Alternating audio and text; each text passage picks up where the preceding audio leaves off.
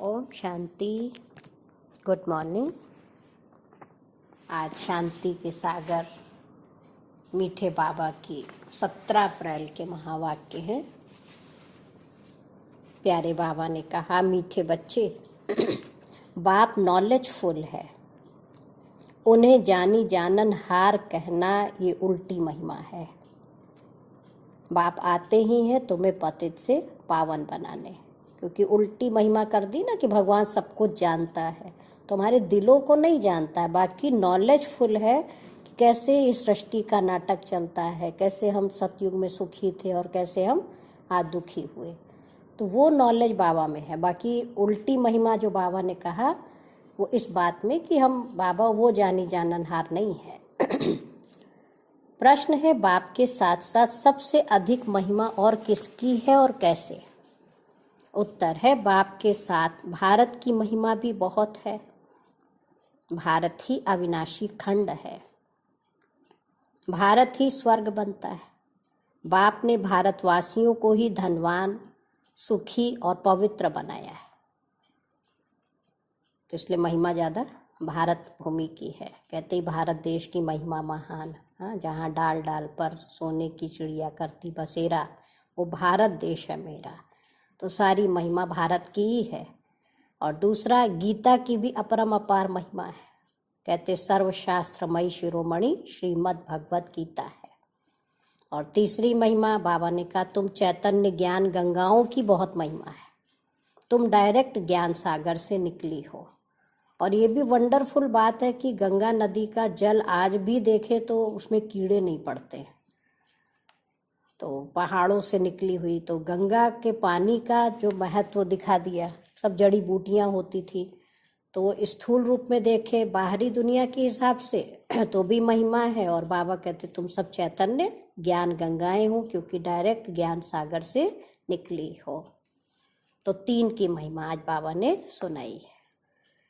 भारत भूमि की महिमा, गीता की महिमा, और तीसरा चैतन्य ज्ञान गंगाओं की महिमा। ओम शांति। ओम शांति का अर्थ तो नए व पुराने बच्चों ने समझा है। तुम बच्चे जान गए हो, हम सब आत्माएं परमात्मा की संतान है। परमात्मा ऊंच ते ऊंच और बहुत प्यारे ते प्यारा सबका माशूक है। बच्चों को ज्ञान और भक्ति का राज तो समझाया है। ज्ञान माना दिन सतयुग त्रेता, भक्ति माना रात द्वापर कलयुग। तो भारत की ही बात है। पहले पहले तुम भारतवासी आते हो। 84 का चक्र भी तुम भारतवासियों के लिए है। भारत ही अविनाशी खंड है, भारत खंड ही स्वर्ग बनता है, और कोई खंड स्वर्ग नहीं बनता। बच्चों को समझाया गया है, नई दुनिया सतयुग में भारत ही होता है, भारत ही स्वर्ग कहलाता है। भारत ही फिर 84 जन्म देखो लेते भारतवासी, नरकवासी बनते हैं, वही फिर स्वर्गवासी बनेंगे। तो कितनी महिमा भारत भूमि की। इस समय सभी नरकवासी हैं, फिर भी और सभी खंड विनाश हो, बाकी भारत ही रहेगा। अविनाशी भूमि है, माना कहने का कि यहाँ अकाली मृत्यु बीमारियों के द्वारा और सिविल वार के द्वारा मृत्यु होगी। बाकी जो और देशों में है एटॉमिक शक्ति बॉम्ब के द्वारा, तो वो धरती ही बंजर हो जाएगी। लेकिन भारत भूमि उपजाऊ भूमि, अविनाशी भूमि है, तो उसका कभी उस मामले में बाबा कहते विनाश नहीं होगा। इस समय सभी नरकवासी हैं, फिर भी और सभी खंड विनाश हो, बाकी भारत रहेगा। भारत खंड की महिमा अपरम अपार है। भारत में ही बाप आकर राजयोग सिखलाते हैं। यह गीता का पुरुषोत्तम संगम युग है। भारत ही फिर पुरुषोत्तम बनने का है। अभी वह आदि सनातन देवी देवता धर्म भी नहीं है, राज्य भी नहीं है, तो वह युग भी नहीं है। तुम बच्चे जानते हो, वर्ल्ड ऑलमाइटी अथॉरिटी एक भगवान को ही कहा जाता है। भारतवासी ये बहुत भूल करते हैं जो कहते हैं वो अंतर्यामी है, सभी के अंदर को वह जानते हैं। बाबा कहते मैं कोई के भी अंदर को नहीं जानता हूँ, मेरा तो काम ही है पतितों को पावन बनाना। बहुत कहते शिव बाबा आप तो अंतर्यामी हो। बाबा कहते मैं हूँ ही नहीं, मैं किसके भी दिल को नहीं जानता हूँ। मैं तो सिर्फ आकर पतितों को पावन बनाता हूँ। मुझे बुलाते ही पतित दुनिया में है और एक ही बार आता हूँ, जबकि पुरानी दुनिया को नया बनाना है।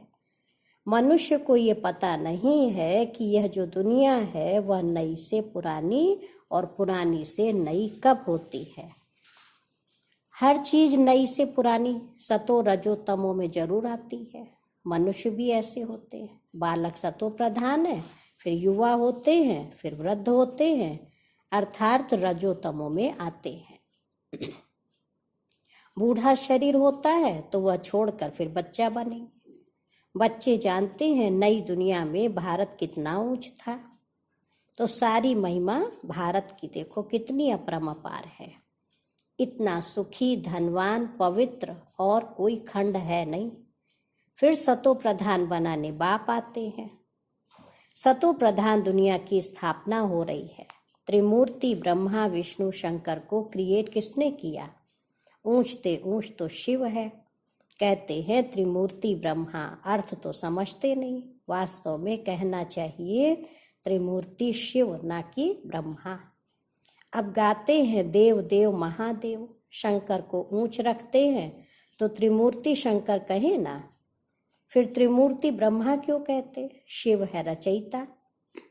गाते भी हैं परम पिता परमात्मा ब्रह्मा द्वारा स्थापना करते हैं ब्राह्मणों की।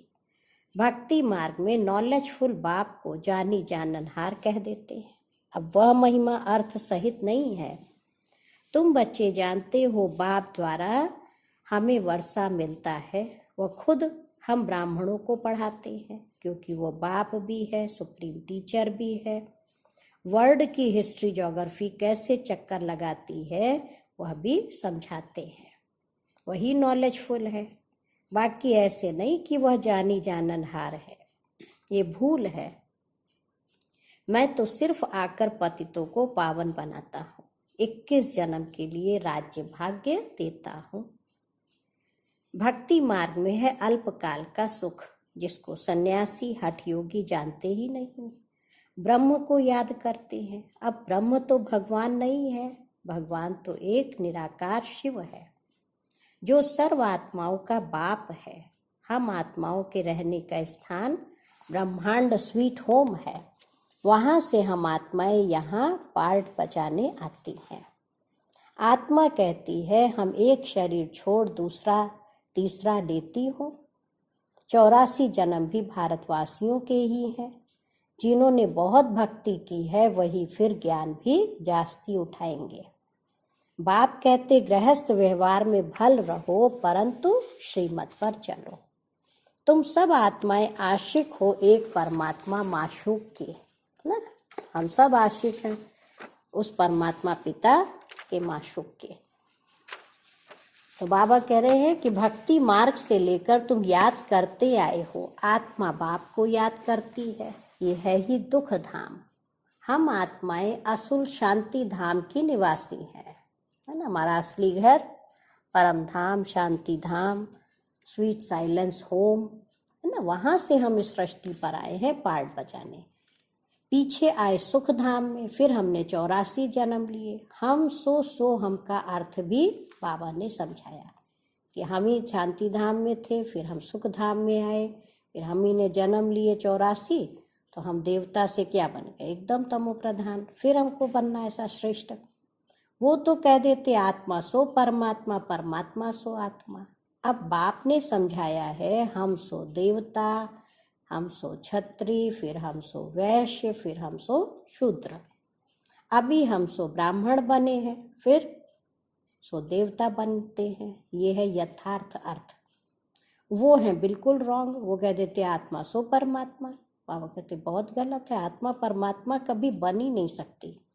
बाप अलग है, बच्चा अलग है। बाप की महिमा अलग, बच्चे की महिमा अलग। इसीलिए गाया भी है आत्मा परमात्मा अलग रहे बहुकाल, सुंदर मेला कर दिया जब सतगुरु मैला दलाल। तो सतयुग में एक देवी देवता धर्म अद्वैत धर्म था। पीछे और धर्म हुए हैं तो द्वैत हुआ। द्वैत माना दो, तो दैत्यों की दुनिया हो गई ना द्वापर युग से। फिर आसुरी 5 विकार हमारे अंदर प्रवेश हो गए। तो द्वापर से आसुरी रावण राज्य शुरू हो जाता है। सतयुग में रावण राज्य ही नहीं तो 5 विकार भी नहीं हो सकते। वो है ही संपूर्ण निर्विकारी। राम सीता को भी 14 कला संपूर्ण कहा जाता है। राम को बाण क्यों दिया है ये भी कोई मनुष्य नहीं जानते। हिंसा की बात नहीं है। बाबा ने वास्तव में क्या बताया कि हम ही आत्माएं जब इस संगम युग पर माया से युद्ध भी करती रहती, दुखी भी होती रहती, मर्यादा की लकीर का उल्लंघन भी कर दिया और बाबा को भी हम याद कर रहे हैं, तो ये ज्ञान के तीर चलाते रहते। तो माना जीवन ही एक संग्राम बन गया, युद्ध बन गया। तो राम संप्रदाय भी है और वही बाबा कहते तुम बच्चे जब खुशी खुशी माया पर विजयी बनते हो तो देखो कृष्णपुरी में जाते हो। इसलिए श्री कृष्ण के आगे भी बहुत राक्षस दिखाए हैं। अकासुर बकासुर कितने आए।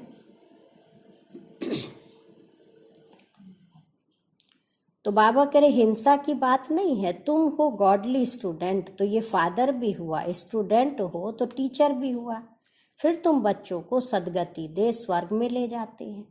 तो बाप टीचर गुरु तीनों ही हो गया, उनके तुम बच्चे बने हो।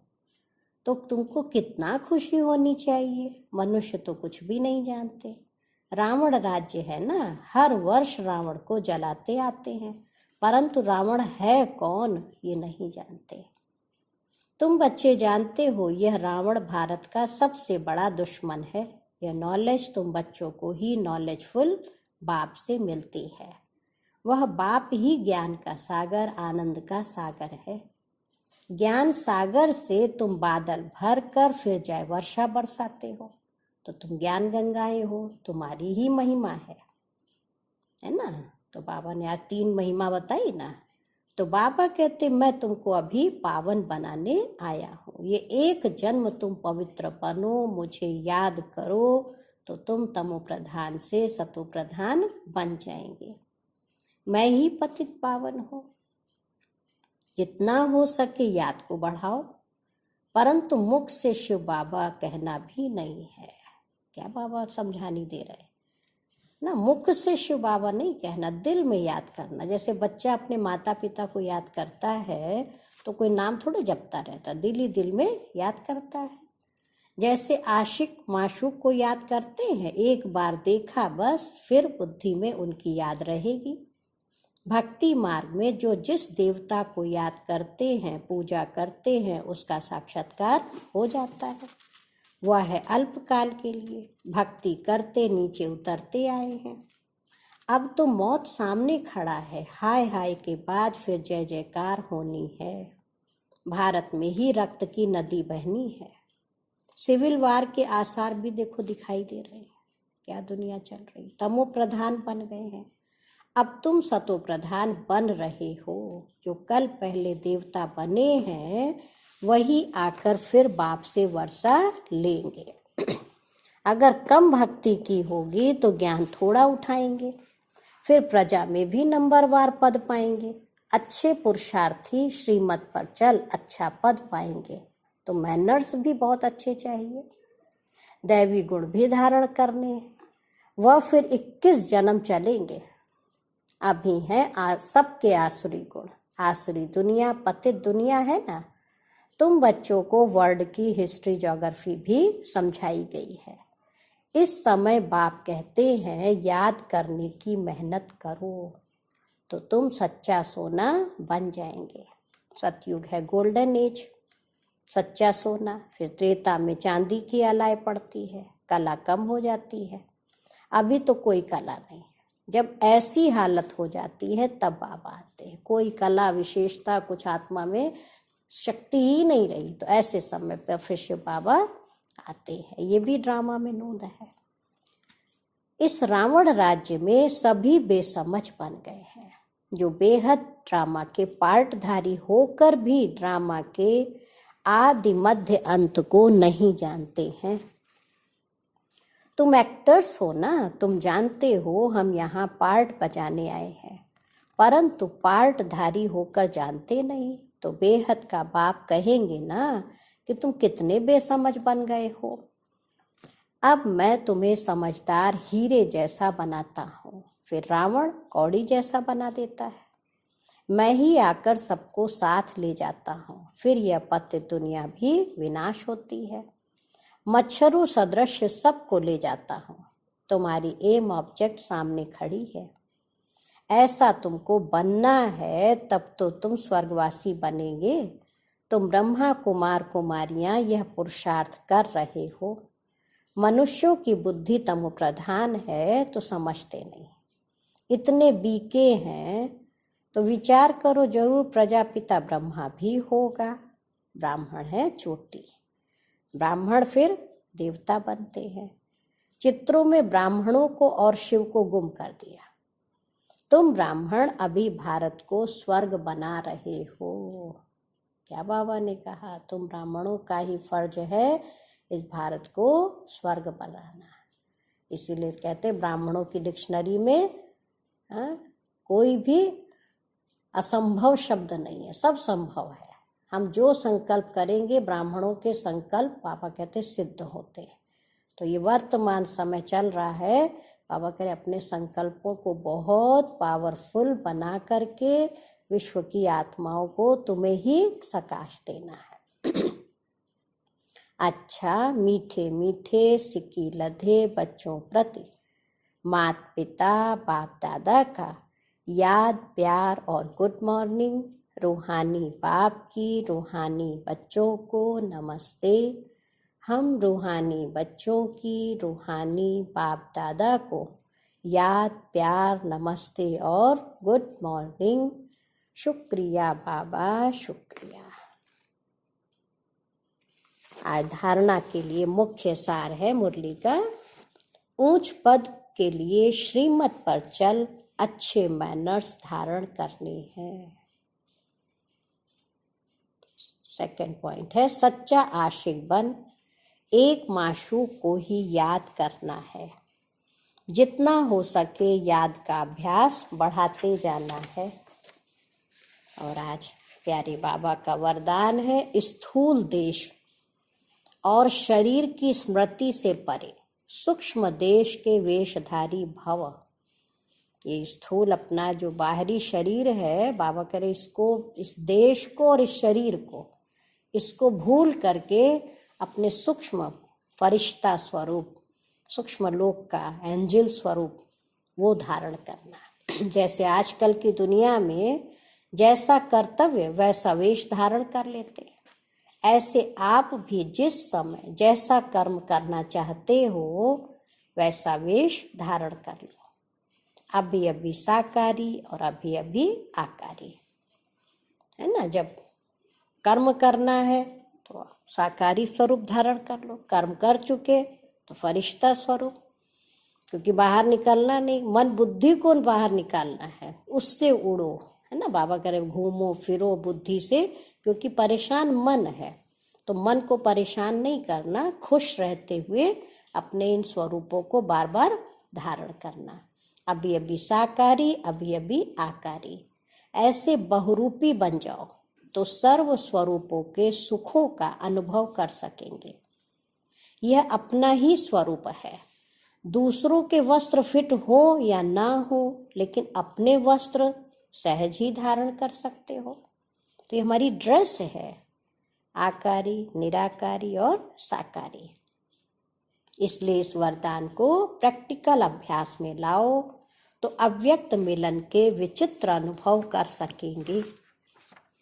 और आज का स्लोगन है, सबका आदर करने वाले ही आदर्श बन सकते हैं ना। बाबा सिखाता बच्चे सबका आदर करो, सम्मान दो तब सम्मान मिलेगा, है ना। जो हम देंगे रिटर्न में हमको मिलेगा। बाकी सम्मान मांगने की चीज नहीं है, क्योंकि आज एक दुख ये भी होता है, हमको कोई रिस्पेक्ट नहीं देता है, मेरे को कोई पूछता नहीं है, मेरी कोई इज्जत नहीं है। तो बाबा कह रहे हैं सबको आदर दो, चाहे छोटा हो चाहे बड़ा हो, तो सबका आदर करने वाले ही आदर्श बन सकते हैं। हम दूसरों के आगे एक सैंपल बन जाएंगे। सम्मान दो तब सम्मान मिलेगा।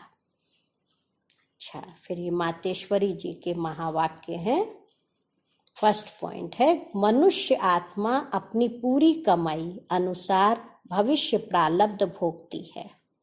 देखो, बहुत मनुष्य ऐसे समझते हैं कि हमारे पूर्व जन्मों की अच्छी कमाई से अभी ये ज्ञान प्राप्त हुआ है, परंतु ऐसी बात नहीं है। पूर्व जन्म का अच्छा फल है, ये तो हम जानते हैं।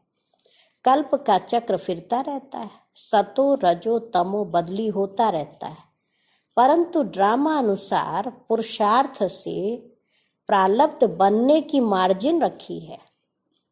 तब तो वहां सतयुग में कोई राजा रानी, कोई दासी, कोई प्रजा पद पाते हैं। तो यही पुरुषार्थ की सिद्धि है। वहां द्वैत ईर्ष्या नहीं होगी, वहां प्रजा भी सुखी है ना। यहाँ तो किसी का पुरुषार्थ अच्छा होता है, आगे बढ़ गया तो ईर्ष्या होती है, लेकिन वहां ईर्ष्या नहीं है। राजा रानी प्रजा की ऐसी संभाल करते हैं जैसे माँ बाप अपने बच्चों की संभाल करते हैं। वहां गरीब साहूकार सब संतुष्ट हैं।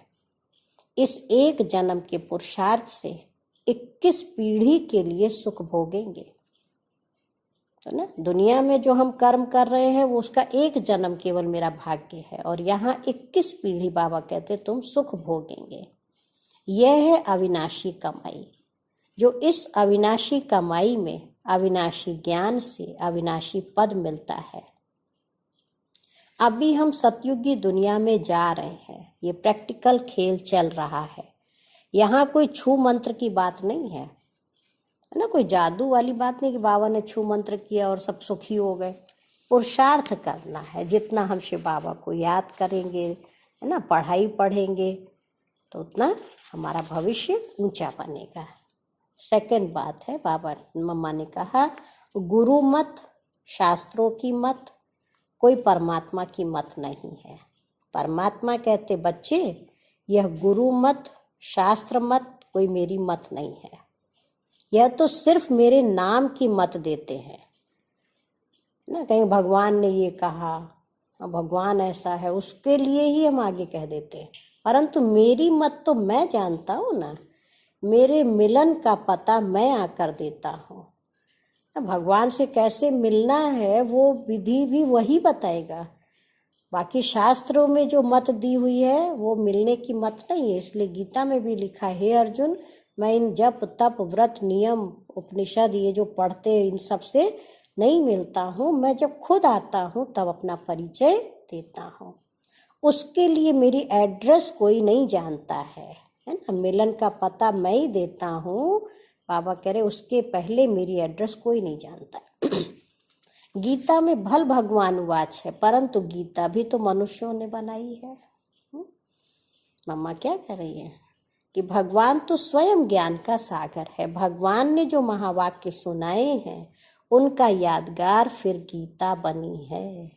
ये विद्वान पंडित आचार्य कहते हैं परमात्मा ने संस्कृत में महावाक्य उच्चारण किए, उसे सीखने बिगर परमात्मा मिल नहीं सकेगा।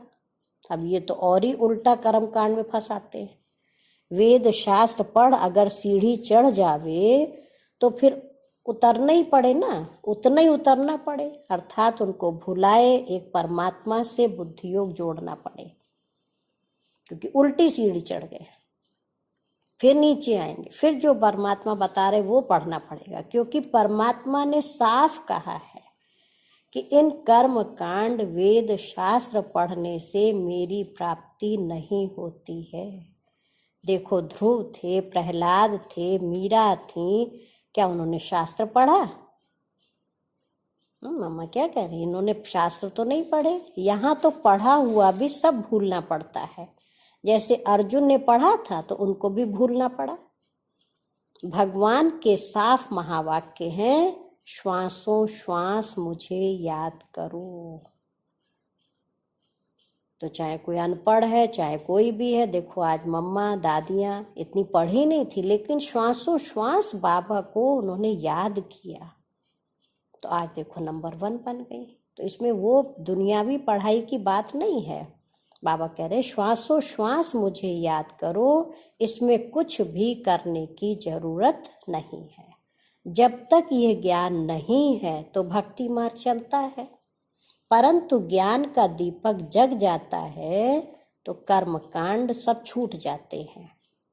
क्योंकि कर्म कांड करते करते अगर शरीर छूट जावे तो फायदा क्या मिला, प्रारब्ध तो बनी नहीं। कर्म बंधन के हिसाब किताब से तो मुक्ति मिली नहीं। लोग तो समझते हैं झूठ ना बोलना, चोरी ना करना, किसी को दुख ना देना ये अच्छा कर्म है, परंतु यहाँ तो सदा काल के लिए कर्मों की बंधाईमानी से छूटना है ना। कर्मों का भी बंधन नहीं हो तो कर्म को संबंध में बदलना है ना। एक है कर्म बंधन लगता है, परिवार को संभालना है, ये जिम्मेवारी, तो बंधन अगर हम महसूस करेंगे तो हम फंस जाएंगे। लेकिन बाबा ने मुझे जिम्मेवारी दी है, मैं निमित्त आत्मा हूँ, ये सोच के हम जब कर्म करते तो एक संबंध, एक प्यार होता है, और प्यार में फिर हमारा अकाउंट नहीं बनता। तो मम्मा ने कहा परंतु यहाँ तो सदाकाल के लिए कर्मों की बंधाईमानी से छूटना है और विकर्मों की जड़ को निकालना है। विकर्म की जड़ क्या है, देह अभिमान। हम तो अब चाहते हैं ऐसा बीज डाले जिससे अच्छे कर्मों का झाड़ निकले। इसलिए मनुष्य जीवन के कार्य को जान श्रेष्ठ कर्म करना है। इसलिए मनुष्य जीवन के कार्य को जानकर श्रेष्ठ कर्म करना है। अच्छा, ओम शांति, ओम शांति, ओम शांति।